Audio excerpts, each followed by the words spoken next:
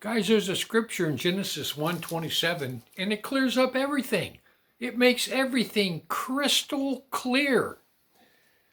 It says, "So God created man in his own image. In the image of God created he him.